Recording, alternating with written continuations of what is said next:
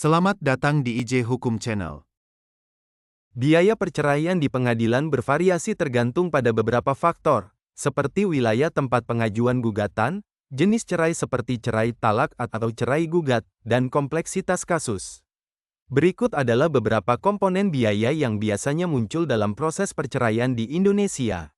1. Biaya pendaftaran adalah biaya awal yang harus dibayarkan ketika seseorang mengajukan gugatan cerai.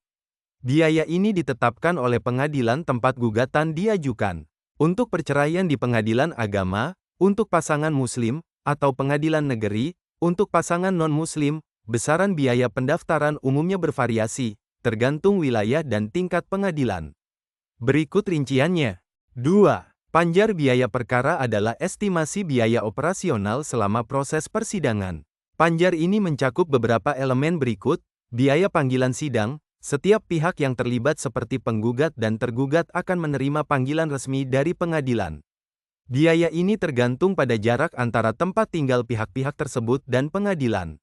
Jika lokasi jauh, biaya panggilan akan lebih tinggi. Biaya administrasi, termasuk fotokopi dokumen, pengiriman surat, serta operasional pengadilan yang diperlukan selama proses persidangan. Biaya pemberitahuan kepada pihak ketiga, ini meliputi biaya komunikasi dengan instansi atau lembaga terkait yang terlibat dalam proses cerai, seperti kantor urusan agama atau KUA atau catatan sipil untuk pasangan non-muslim. 3. PNBP atau penerimaan negara bukan pajak. Biaya ini merupakan kontribusi resmi kepada negara yang diatur oleh ketentuan PNBP. Biaya PNBP tergantung pada kebijakan daerah setempat. 4. Biaya pengacara bersifat opsional. Namun banyak orang menggunakan jasa pengacara untuk membantu mereka dalam proses perceraian. Tarif jasa pengacara tergantung pada faktor-faktor seperti pengalaman, reputasi, dan kompleksitas kasus. Ada dua model pembayaran yang umum digunakan. Tarif tetap, flat fee, untuk kasus perceraian sederhana. Tarif berdasarkan kompleksitas, untuk kasus perceraian yang lebih rumit, seperti yang melibatkan pembagian harta gono gini, hak asuh anak, atau perkara lainnya. Dan beberapa pengacara juga menetapkan biaya berdasarkan jumlah pertemuan atau konsultasi yang diperlukan selama proses persidangan. 5. Biaya mediasi sering menjadi langkah yang diwajibkan oleh pengadilan sebelum perkara cerai diputuskan.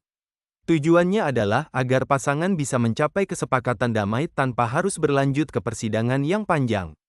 Jika proses mediasi dilakukan oleh mediator resmi dari pengadilan, biasanya sudah termasuk dalam biaya administrasi.